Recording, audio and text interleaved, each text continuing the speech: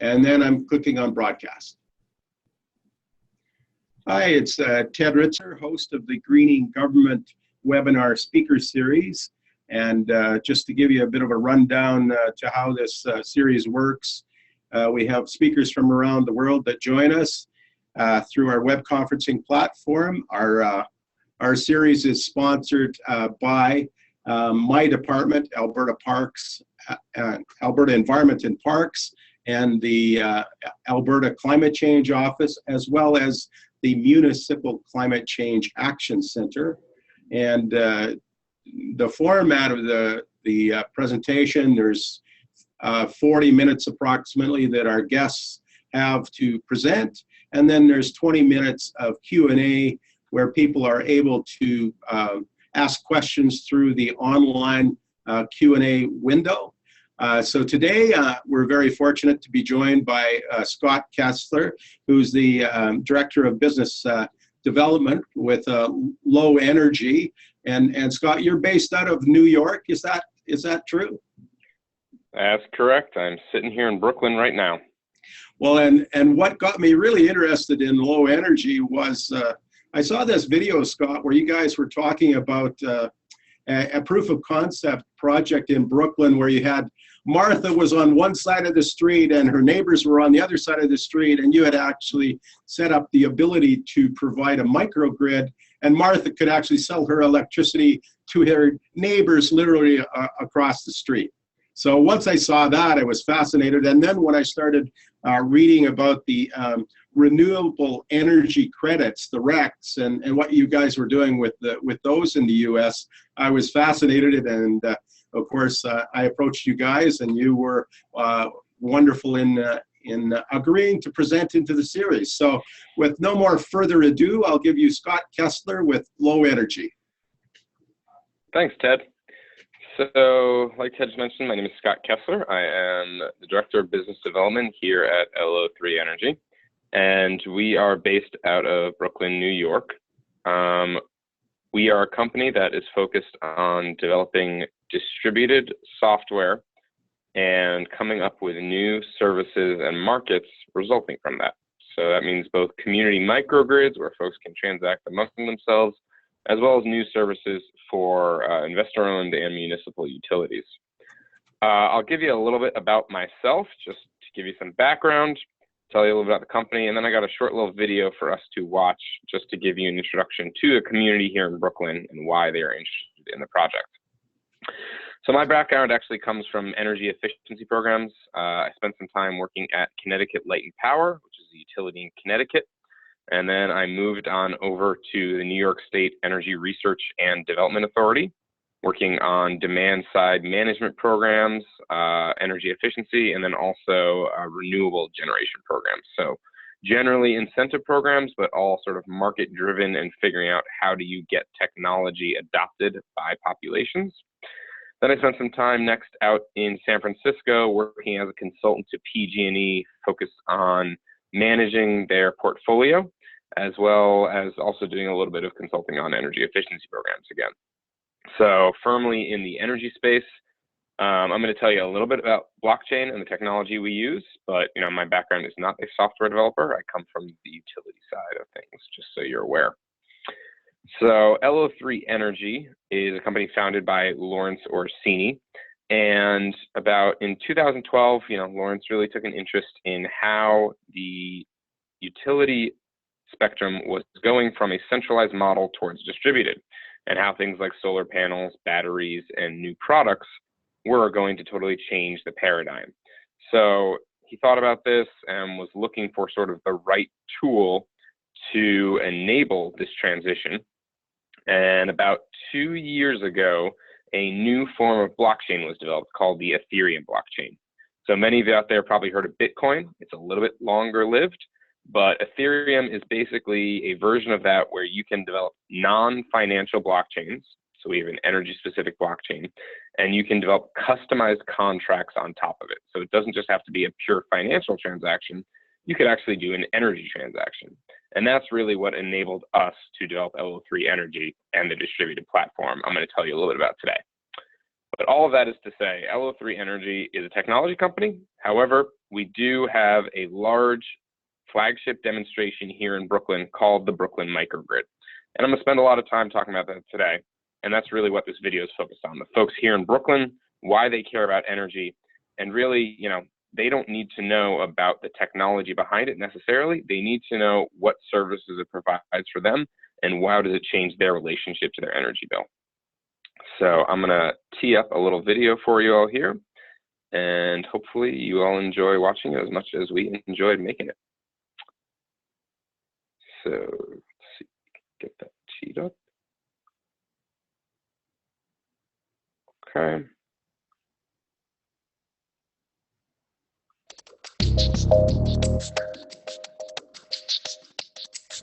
One of the primary reasons we chose Brooklyn to develop the first community microgrid was because of the high concentration of solar electric plants. But the reason we chose the community is the people. Let's meet a few. If you go down to the cellar on a day like this, you will see that the meter is going backwards. So we are an energy supplier.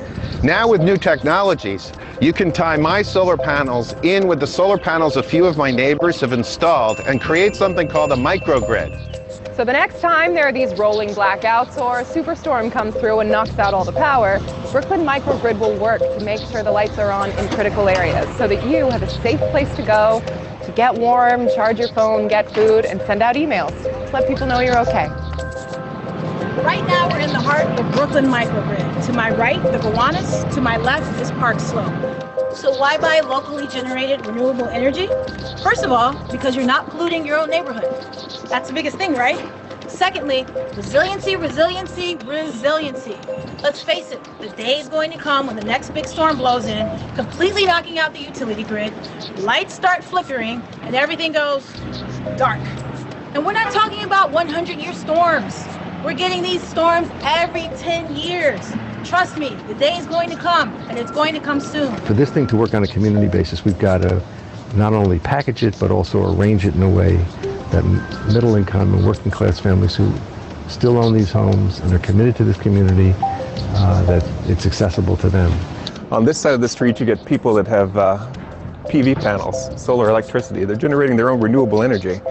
On this side of the street, we've got people that actually want to buy that renewable energy. So what the tag element in the TransActive platform enables us to do is records the excess electricity that a system such as Eric's PV panel here produces. It puts it on the blockchain and facilitates exchanges, transactions between neighbors. So blockchain's really just a distributed ledger. So whereas normally, in order for you and I to share some information, we'd send it someplace on the internet, you'd send your information, the central place would figure it out and come back to us.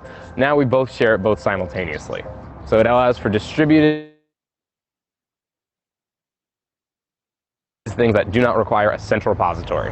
And we're really excited. We've had some meetings with the neighbors, and now we're beginning an alpha project in order to test the microgrid concept just in this area of Brooklyn so that we can hopefully roll it out in a broader and broader scale over time. So it looks like, depending on how much energy I use this month, I'm going to be paying you somewhere like $12 incremental premium to you. Woohoo! And I hope you have fun with that. I mean, what do you plan on doing that? You can probably buy 2 ice cream cones with that. We're going to go down the street and help out the people at CHIPS with that money. And they need it. It's a good way symbolically of saying we want to be here to support the community. So we have economic development, we have cash flow that stays in the community, right, and we have a social benefit today from what we're going to feed some people. On top of all the incredible environmental benefits of solar power, which is amazing. Everybody in this community pays an electrical bill, right? Funny enough, the one thing you can't seem to buy in your community is electricity. Brooklyn Microgrid is working to change that, to keep the money you spend on electricity in the community, so it continues to be spent where else but right here. So I think the idea of a local power grid is a really powerful and important one, because we are so used to getting everything we need from thousands of miles away, such as much of our food, for instance, and with electricity, for instance, the process of transporting electricity to us involves a lot of loss of efficiency, essentially. So if we have functioning and effective local grid that would really help in making energy production more efficient, and it would also stimulate neighbors and neighbors to install solar panels potentially, and so that we could all benefit from the microgrid. Especially in the case of something like a natural disaster like Sandy hitting, it would be a backup of a backup. So when the generators in the hospitals went out, for instance, it would be a way that those could be backed up. And that was a really big problem. I remember the hospitals in my neighborhood, people were being evacuated, newborn. So anything to avoid that, I think, is something that the city could really benefit from.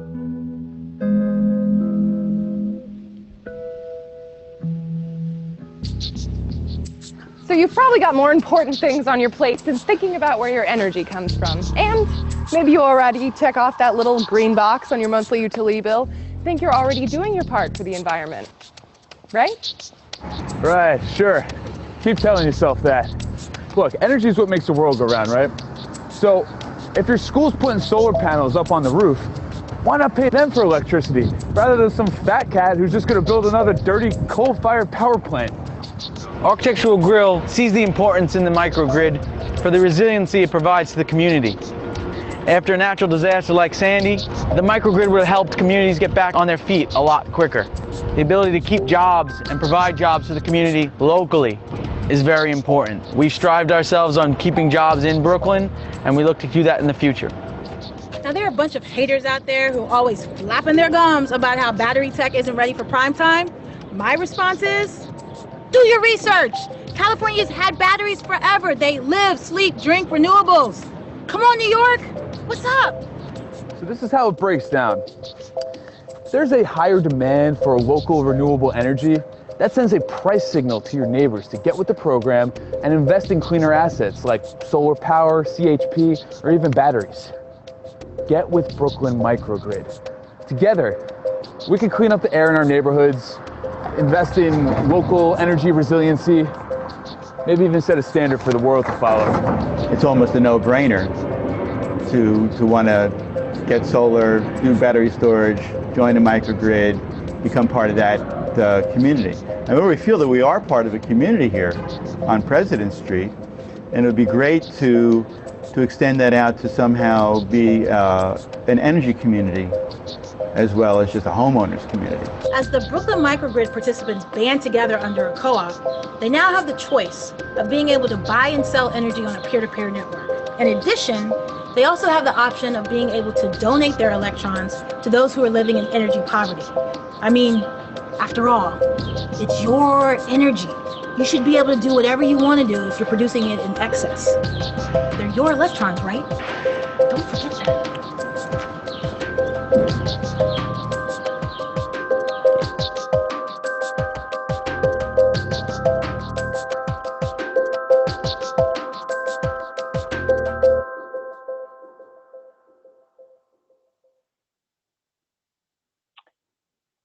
All right. So, as you guys can see from the video there, the purpose of what we're doing here is not to talk about blockchain. It's the tool that enables what we are offering the community. But the community isn't really interested in the tool. They want to know what is resulting from that. So what they really care about is they care about local clean energy. They care about where the money's going, what are the benefits to their community, and they care that the benefits are staying local. So let's take a minute now, and I'll walk you guys through a presentation on where LO3 Energy comes from and give you a little more background of Brooklyn Microgrid and where we intend to go in the future.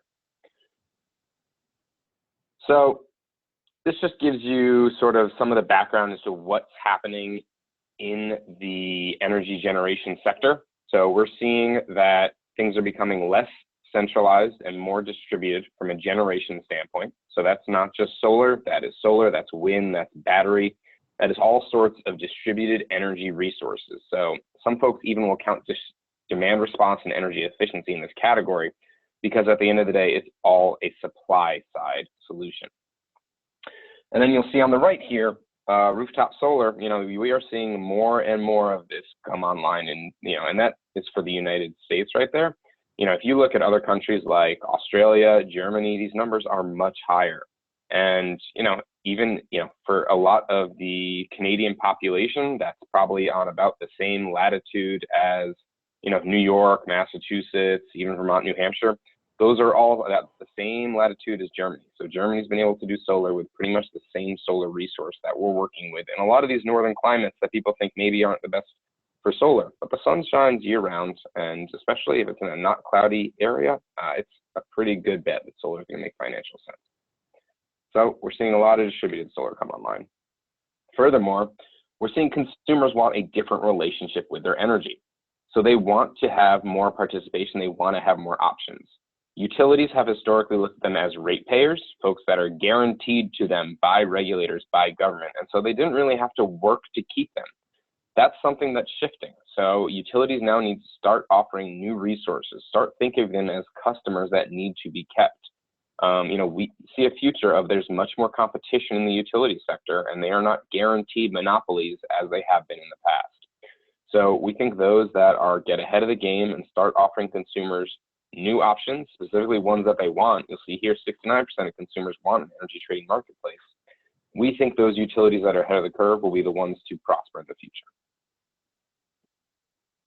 And the existing utility structure is no longer working. So as you have more microgrids, more solar plants, taking these customers offline, they're not getting the same amount of revenue as they once were for grid maintenance and operations. It's causing large-scale issues for them. We have large assets like substations that aren't as in demand as they were when they were first used. And in some cases, as we're seeing in Germany, they are becoming stranded assets. So you have companies that are looking to wholly restructure themselves to get rid of these old bad assets. This isn't just an issue in Germany, but it's furthest along there. So we think the emergence of the prosumer, folks that are installing solar, batteries, more active participants in the market, they can both buy and sell, changes everything entirely. So you have to interact with them differently. As we see more and more of these distributed energy resources come online, this is only going to increase. And, we are simultaneously working on both the customer side, the business model side, and we also have to work on the regulatory side, because there have historically been a lot of rules put in place that when you only had a few very large generators participating, you had to make sure they were acting appropriately and, being fair to all their customers. If you have a small residential customer with a solar plant who wants to sell energy, that's a very different relationship, and you can't apply the same regulation. So that's a story that is evolving across the world, and how do regulators better enable these DERs to participate in markets. So what are we doing here at LO3 Energy? So I'm going to tell you a little bit about our Brooklyn Microgrid project. Brooklyn Microgrid is both simultaneously a physical microgrid that we are developing that will allow a small section of the community to isolate itself during severe weather events like Hurricane Sandy we experienced here in New York, like the big snowstorms and ice storms we get through here. Every now and then we actually have a tornado here. So plenty of weather events that could disrupt the electrical grid. And so we want to have a pocket of physical resiliency so that people still maintain power. And we're also creating a community energy network, so enabling folks to buy and sell energy among each other that exists all the time. So when the grid is running normally, there's no reason folks shouldn't be able to buy and sell whatever energy they want. If they want the cheapest energy available, they should get that. If they want to buy local clean energy and support that, we think that's something people are going to want to do. So I'm going to talk about both the community energy network and a little bit about the physical microgrid. So this just gives you a snapshot of New York during Hurricane Sandy. That is the island of Manhattan that we're focused on there. And you can see pretty much most of the southern island was without power. I lived in that area during the time. It was an interesting time period. New York City without power is a totally different city. It was sort of fun and sort of scary. Nothing terrible happened, thank God. I was in a building that, was pretty well maintained. But there are plenty of stories about New York City Housing Authority, large multifamily housing, where the elevators broke down and you have residents in wheelchairs stuck on the upper floors that can't get down for a week, 2 weeks. I mean, really horrific scenarios. So there's some really strong reason why you want to have very focused microgrids to ensure that those most in need in the community are able to retain power. Similarly, there was just a giant blackout in Australia. I don't know if you saw the news on this, but because of the large amount of wind power they've actually recently integrated, they struggled to bring that in appropriately, and it actually led to wide-scale blackouts. So it's just another, another reasoning why we need to move the grid from a centralized manner to a distributed manner. So if you lose certain pockets, the rest of us still retain power. So it's a balancing act. It's not one centralized location where all the power and all the information is, but rather it's a distributed system that's more flexible and more resilient. So who are we working with here in Brooklyn to get the Brooklyn Microgrid up and running? Well, we have talked with a large number of actors in the government sector, some city agencies. You'll see the New York City Housing Authority, the Fire Department, the Metropolitan Transit Authority, and the Department of Education. They all have sites and are big either power users or have large buildings in the area that are interested in participating in microgrid. The city of Brooklyn, the president's office has lent us their support. We've talked with the New York City mayor's office. We've gotten support from a number of state senators. So we have gotten large amounts of the government on board for this. They are not paying for the project. We are developing it in consultation with the community and working on what is the best business model that works for them. But the government is a very important actor in that. And we are, constantly reaching out to more and more folks in the community. We're up to over 200 folks at this point. And we have installed our actual meter hardware in a few dozen sites now.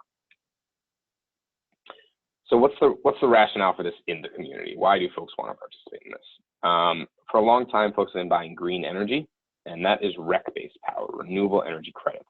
What that means, the energy is generated usually at a large wind or solar farm located a large distance away, and you're actually buying the renewable energy credit or the environmental attribute for that energy.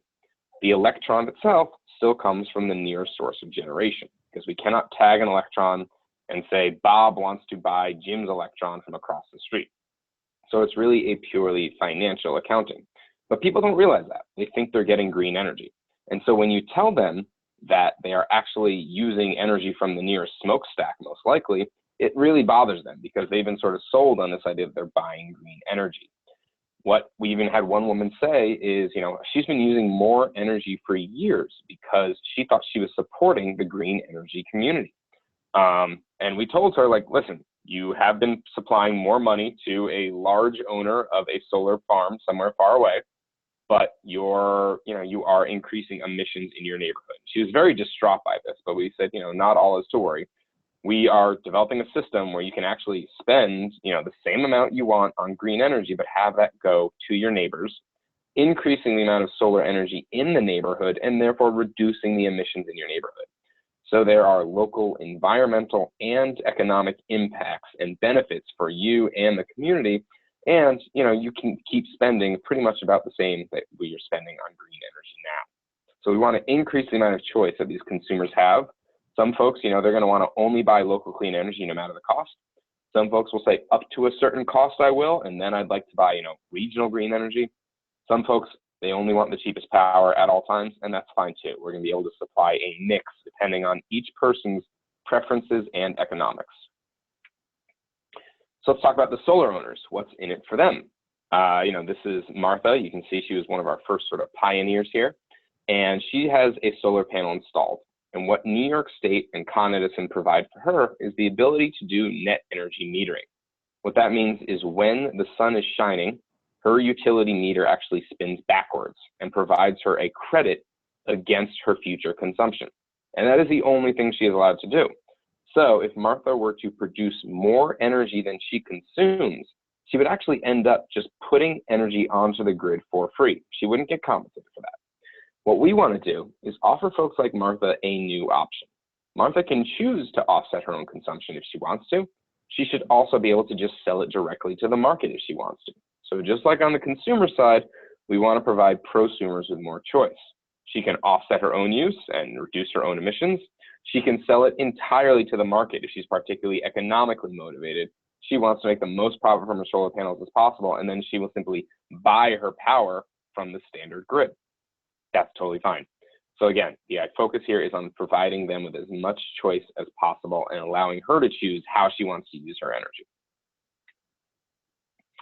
So here's a little diagram of what our first proof of concept looked like. And this was on President Street, where Martha is one of the solar owners.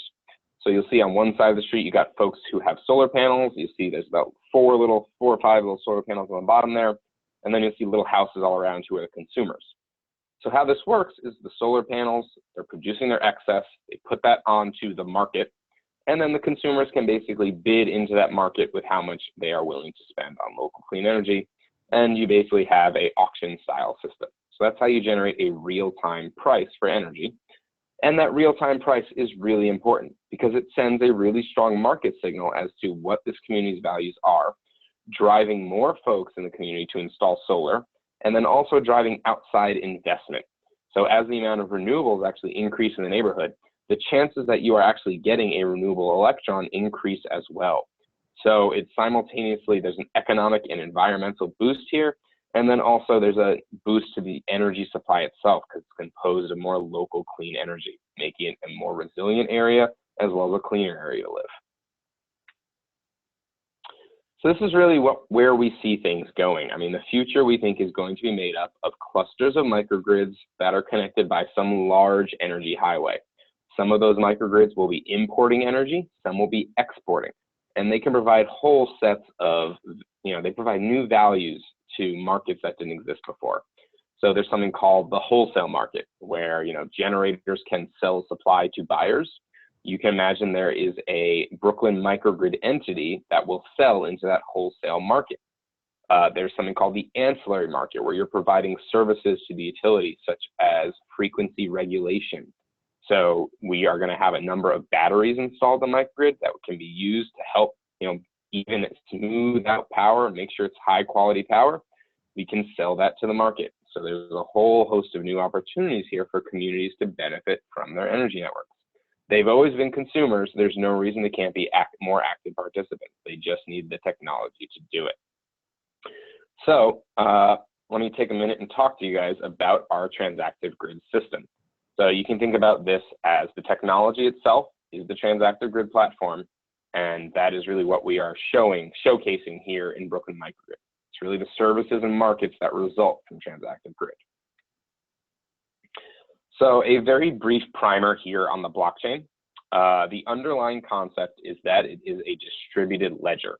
So information is kept by both parties simultaneously, and whenever anyone wants to add any new information, everyone on the network gets to see that they are adding information. So each node in the network validates each block that is added. So think of a block as a little bit of data.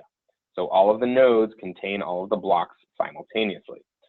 You can do things so that the node still validates the information without actually giving you access to that information. So there's a lot of new ways to do transparency and privacy simultaneously through this.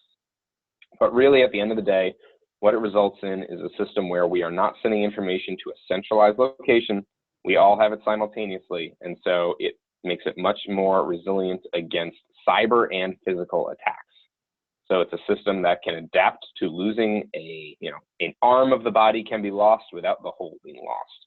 Whereas in our current system, you have big centralized mainframes somewhere that are likely, we will see some big utility hack eventually. It is almost without, it's a sure thing it will happen. And at that point, I think we'll see a big push to distributed systems like this. So that's the underlying concept of the blockchain. Now, how does this start to work in a transactive sense? So how do you start actually doing transactions? So really all you need to do there is have the same information on both ends. I know how much energy I've supplied. You know how much energy I've supplied. I know what your bid for energy is, and so do you. And really, it's just doing a matchmaking service to ensure that those transactions occur. So find out, who is the next highest bidder, match him to the next amount of kWh that's brought onto the network. And that's really what this starts to look like. So each block is, Bob and Jim agreeing to a certain amount of energy. It doesn't always have to be Bob and Jim. You can get Dave and Sally and everyone else involved. But that's just sort of an example here. So what we want to start to do is you'll see you actually start to transact energy loads here. So you're attaching a price there, but you're not actually transacting currency. We're just exchanging energy. The transactions can happen external to the blockchain itself. So you don't have to use Bitcoin. You don't have to use the newest cryptocurrency to pay for your electric bill, you can use whatever system you are comfortable with. And we think consumers aren't going to want to pay via blockchain. You know, it's useful in some instances, but it's not a requirement. It's more data that's, you know, can be kept off the blockchain. The energy information is what needs to be on the blockchain. So that's the underlying concept of blockchain. What does it look like when you start bringing in the meters? So you'll see that the energy starts to flow from the prosumer to the consumer, and then that actually can flow out to, you know, a microgrid entity like I was talking about before that's participating in a wholesale market, or, you know, they can start to participate directly with other regional providers. The flows also go the other way. So let's say that's this clouds have come out, it's nighttime, that prosumer is no longer supplying. You can choose, you know, are you buying from that regional renewable provider, like regional green energy I was talking about? Are you buying from another microgrid that maybe has excess battery stores discharging at night? Or are you buying from traditional natural gas and coal? You know, these are all sort of you can start to mix and match in new ways, whereas in the past, people really got stuck in sort of long-term contracts where they were locked into their choices, and it was a bit of a hassle to change. What we want to do is make it much more easier, so you can change on the fly via just changing some settings on an app. You know, it should be just as easy as using any other product these days. You know, at the end of the day, we're just looking to give consumers more choice here. So this is a brief example. You know, someone can be getting 80% from regional renewables and 20% from the local microgrid because, you know, they've set their pricing preferences so that they're willing to pay, you know, for that 20%, but they don't want to go so far as to buy the whole thing because that puts them outside their economic limitations. That's totally fine. So as smart meters start to proliferate, we think blockchain can be built into more and more of them. We have built this into our own meters to date. We have our own proprietary UL listed revenue grade meter that we are installing here in Brooklyn. But, you know, down the road, you know, this could be something that could exist in any other smart meter. You know, the only limitation is the actual hardware itself has to be smart enough and have enough computational power to deal with these things. Right now, most smart meters don't, but we see a future where they do. And then it allows consumers to start transacting on the things they care about. You know, we think people care about local and clean, and that's what they want to see in their energy supply. Down the road, we see this expanding so that you are beginning to actually control the utility grid itself in a distributed fashion. So we can look at a future where if you are on the same block, let's say Ted and I live on the exact same block as each other, the cost for us to transact each other is really just the cost of the copper between our two houses. But if we live, you know, in totally different parts of the state, there's a lot of transmission and infrastructure that goes into that. So we should pay more if we're located in different parts of the state. And what that does is it sends a price signal to keep the utility grid small and local, to install generation in the communities itself, and to ensure that we aren't installing excess infrastructure. Right now, utilities have a guaranteed return on all the infrastructure they install. So if you install a new $1 billion substation, you're guaranteed a 7% return. What business would turn that down? What we need to do is sort of turn things around so that the price signals are built directly into the transactions. So we are doing the most economically efficient transactions as well as the most physically efficient transactions, because there are losses every time you're sending electrons long distances. So the fewer losses to resistance, the more efficient a system, the more clean and socially beneficial a system we have. So this just shows the evolution I talked you through today. You know, you want to be able to start to tokenize these things. That just means get the information onto the blockchain. That results in these new markets that we see arising from this, people participating in whole new ways, and more prosumers engaging. So folks want to start installing more batteries, installing more solar, because there are markets that give them a real-time economic signal to do that, not just because the government has guaranteed a certain amount of money per system, but there's a real-time market for it. And then eventually this results in community microgrids that are both electrically resilient, able to isolate themselves in times of disruption to the larger grid, while still providing these large marketplaces for folks to participate in during regular times. So where is LO3 Energy and Brooklyn Microgrid at today? The first peer-to-peer transactions actually started happening back in April 2016.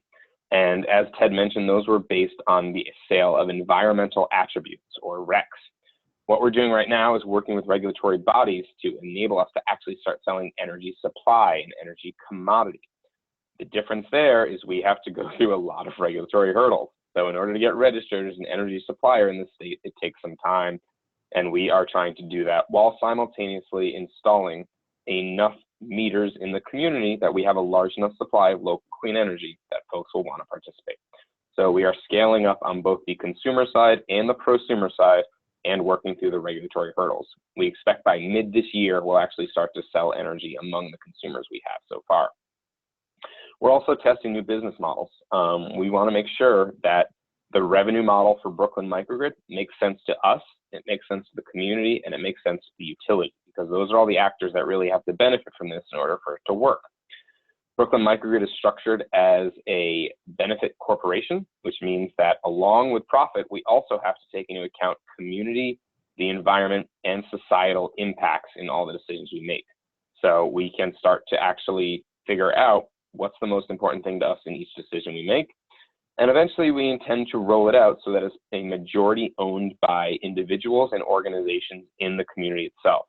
So not only is it a community-driven project, it will be a community-owned project. We think it's a sort of new way of looking at businesses' relationships with communities, and we think it's a really exciting future for the way that energy could expand moving forward. If you look into LO3 Energy online, you'll see we just signed a large partnership deal with Siemens. They are going to participate in providing microgrid management software to the microgrid.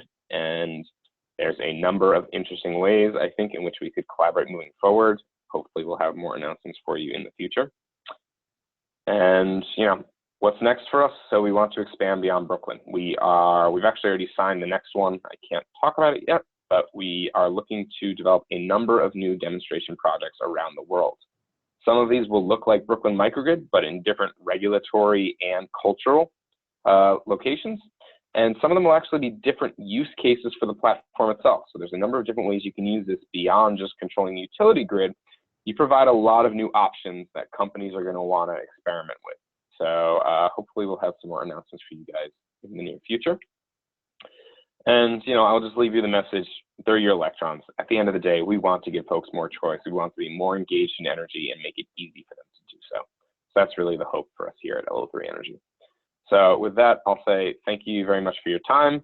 And I think, as long as Ted agrees with me here, I think we're going to open up some Q&A now.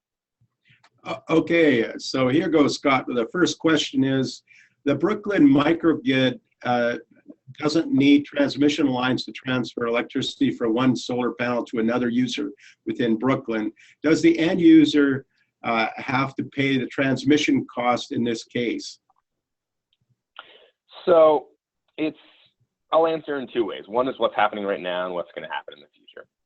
So right now, everyone is still connected to the distribution network that they always were. You know, this is all still operating on Con Edison's wires. We're not installing anything new.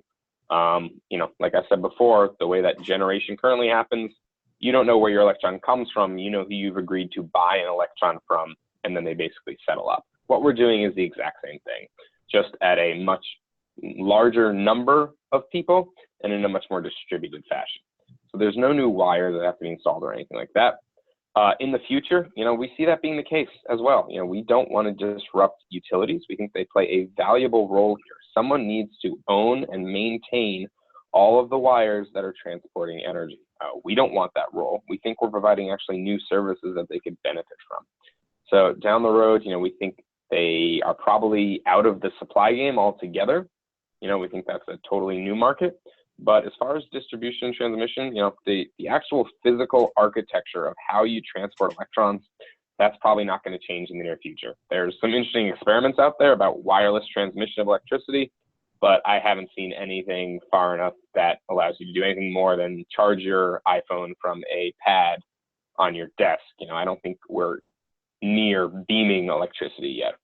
There's some interesting opportunities for that in the future, but I think for at least the next 10 to 20 years, we're still going to need wires. Okay. The next question is, in the case of Brooklyn Microgrid's power outage, can individual solar panels still provide electricity for its owner's house or apartment? So this is sort of let me take this one as a two-part as well.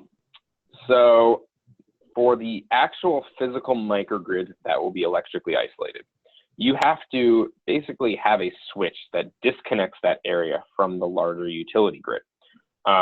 We are doing that by installing new switches on Con Ed's existing network and then basically isolating an entire network. So we're using that as a physical microgrid.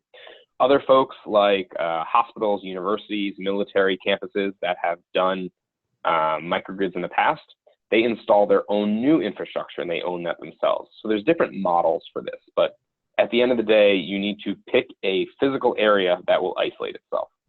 So that will cover a decent amount of the community. It will not cover the entire community. So to participate in the physical microgrid itself, you would need to be in that physical location. As far as single owners who have solar panels, there is a technical limitation on whether or not they can power their homes during outages, and that is whether or not their meter can prevent any excess electricity from flowing onto the, we'll call it the darkened grid. And utilities are really worried about backflow electricity. So in some areas where the meters are able to stop the electricity from backflowing, you actually are allowed to power your own home.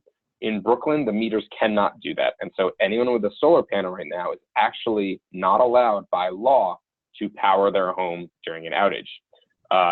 It's certainly an outdated regulation and one I would like to see updated as the meters get upgraded. But for now, that's certainly the rules on the books. So it sounds a little crazy that during an outage and you've got solar panels, you don't have power, but that's actually the case for homeowners in Brooklyn at the moment. Okay, and I guess I'll answer the next question because it's related to where viewers can see the presentation. If everybody wants to see this presentation, it will be stored within the Municipal Climate Change Action Center YouTube channel. So it will be posted. You just have to search within YouTube with MCCAC, and that's where you can find this presentation. That's where it will be stored. The next question after that, are your power meters for individual prosumers connected wirelessly? Yep, so they are connected right now through internet connections, and they can, right now they're mostly based off of Wi-Fi, but they can connect with each other as well as other smart devices through any communication protocol pretty much. I mean, we've done Zigbee, Z-Wave, InOcean, so Wi-Fi, cellular.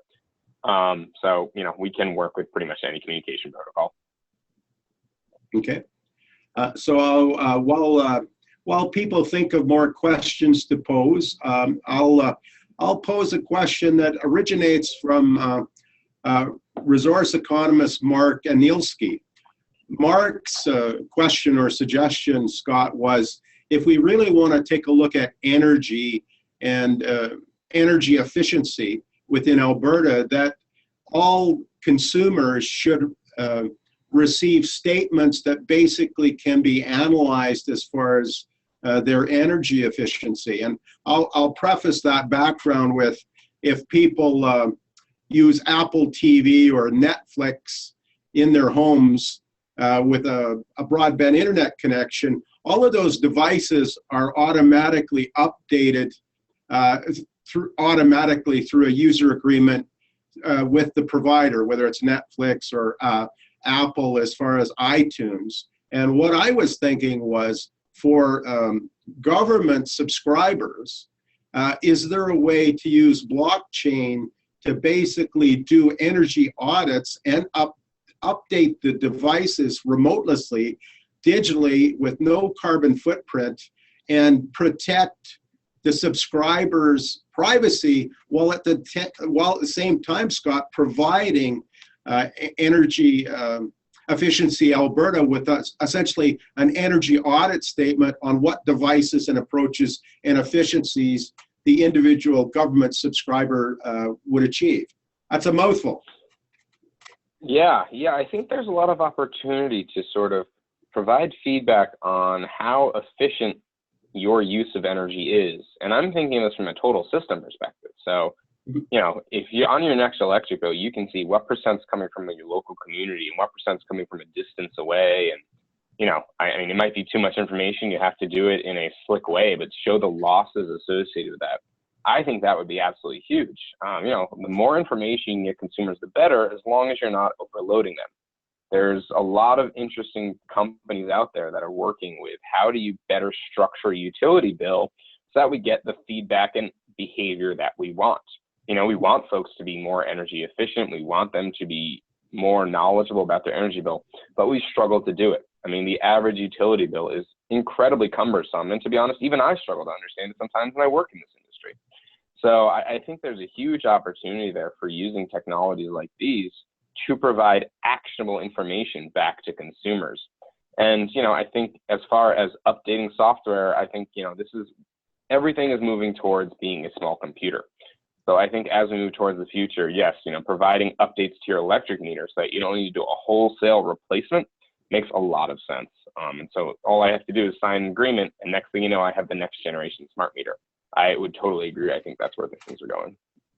Well, I guess I would volunteer our government, or at least some of our facilities.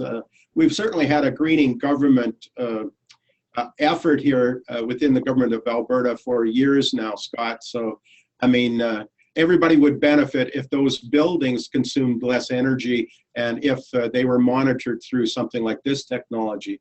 The next question is, could Brooklyn Microgrid monitor and control electricity from energy storage?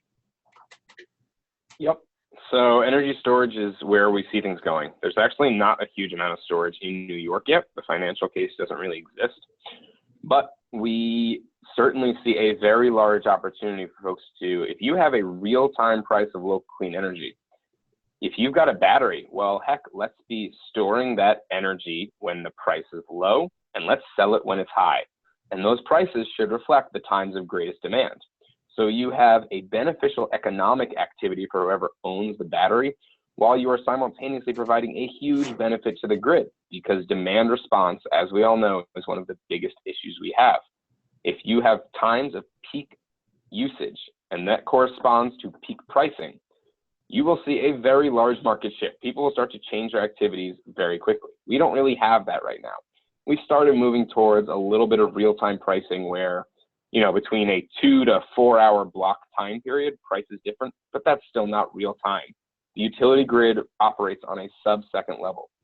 So we should be striving to move as close to pricing that reflects that as soon as we can. I didn't really get into it in too much detail, but the meters we have actually control other devices. So you can start to use the economic signals from the blockchain to turn on and turn off things like batteries. You can even start to use to turn on and off as things as boring as your lighting. So let's say that I want to only use local clean energy, but maybe, you know, I'm a little constrained economically because, to be honest with you all, I live in New York City and things just cost way too much here. So what I can do is make it so that I consume as much as I can on local clean energy, and then I turn off the rest of my devices when I can't afford it. That's one price preference I might set to do. So it presents a whole new level of choice to consumers about how to balance their supply as well as their usage, and really looks at energy from a holistic perspective as opposed to addressing each of those in individual manner. Okay, another question that's just come in is, Smart Grid Interoperability Panel works on TransActive Energy standards. Are you, LO3, part of these activities? Yep, so we have been active participants with IEEE as well as NIST on some of their TransActive Energy committees, and intend to continue to do so. So yeah, we think there's some good work going on.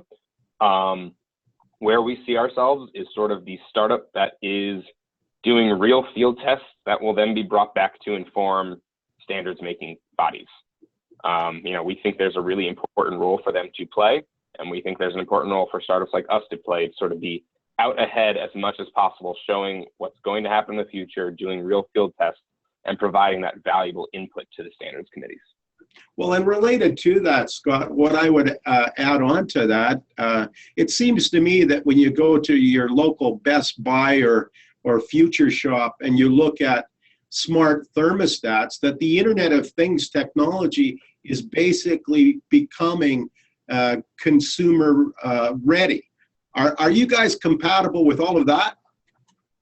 Yep. So actually, our testing lab right now has a Nest thermostat in it. It's got all sorts of smart programmable thermostats in it, and we want to make sure we can work with whatever the consumer wants to buy. My personal opinion is that for a lot of these devices, in isolation, the smarts aren't all that effective. For a long time, we've had smart refrigerators, but it turns out consumers aren't willing to spend more on that unless there's really a more tangible benefit to them. So we think, we want to be a platform that interacts with all these things and provides additional value to each device in the food chain, because now it's part of a larger system and it can, in concert with everything else in your home, work to save you energy and provide you the energy supply you want. Well, here's a really interesting question for you, Scott. What do you need to start a demo project here in Alberta? So we would probably need to know what community we're working with, and we would probably need to talk with folks about how we could get started. Here in Brooklyn, it's really a bootstrapped development that's going on here. So there's been a little bit of investment from outside folks, but primarily this has been funded by LO3 Energy. That's likely not something we can do in every scenario. So some sort of funding entity or grant process is usually how we've been moving into other markets, or we've been partnering with utilities or governments. So as long as there was a body that was interested in partnering us and wanted to talk with us about what we could do in their neighborhood, we'd be really happy to do so. We are trying to get as many of these demonstration projects up and running to show what we think the future of the electric grid looks like for communities. Well, that's a really interesting question, especially considering the webinar that's going to be presented at 1 p.m. by Foothills Energy Co-op by Larry Kapuska is a new energy co-op that serves Southern Alberta from the Black Diamond area. So I'll repeat that question to Larry later on, Scott, about this idea of a demo project. But awesome. Yeah, no, I mean, it's fascinating questions that have come in, and I'll just give folks a few more minutes to consider what other questions they want Scott to consider before we close off the presentation. I mean, this whole Internet of Things, while people are thinking about this, what do you see? Where do you see things going? Scott, like this whole Internet of Things seems to me to be kind of unstoppable. Yeah, I would agree. I mean, I think you're going to see everything gets some version of a computer chip in it. And, that doesn't mean everything is a computer, but everything gets a little bit of smarts so that it can respond to signals from other platforms. I think, as we get further along down the road, what it starts to look like is, where do we want this computing power to be housed? And do we still want this to be a centralized database system, or do we want the actual computation to be more and more distributed? So I think that's an interesting road after electricity. There's a lot to talk about IT and telecoms as well, because the issues they face are the same: of centralization, disruption. They have losses, they have large costs that go with transmission and distribution of information. So, a lot of there's some pretty strong parallels to the energy networks that we're working with today. And I think, as computation and energy get closer and closer, we can start to apply some of the solutions from the energy space there as well. Well, and certainly there's a lot of talk within the government circles worldwide about the commitment to open data and open source approaches. And I think energy is probably a core activity that we could benefit from, essentially open access to big data and data analytics. What are you guys doing in that space? Yeah, I mean, there has to be a lot of smarts built into these things, because if we want a utility grid to be balanced off of a distributed manner like this, you need to have a really good guess as to what the actual pricing is going to be. Because if you know that, there's going to be a huge spike in pricing at 5 p.m. when all the residential customers go home and businesses are still operating, you need to be able to basically give folks some advance warning, because not all distributed energy works the same. Some have more prep time. You need to get them ready to get started. Some don't. Some are like PV panels, and they're pretty much ready to go whenever the sun is shining. So there's a huge amount of predictive analytics that go along with that, and we're building that in the platform as well, so that folks have a really good idea on how to anticipate what their day looks like based on their economics and their preferences. So if I'm, let's say I'm the scenario I am before, where I said I can only afford a certain amount of my home on local clean energy, and I want to turn everything off when I can't do that. Well, I'm going to want to know in advance, what does that look like for my day? If things are turning off in the middle of my movie because of my energy choices, that's probably not going to be what I want to happen. So, you need a predictive way for folks to change their preferences as needed. And you need to basically have this, we think the consumer choice part of it isn't in real time. Folks don't want to be real-time energy traders. There's a small few that do. But most folks want to set preferences for some scenarios and walk away from it.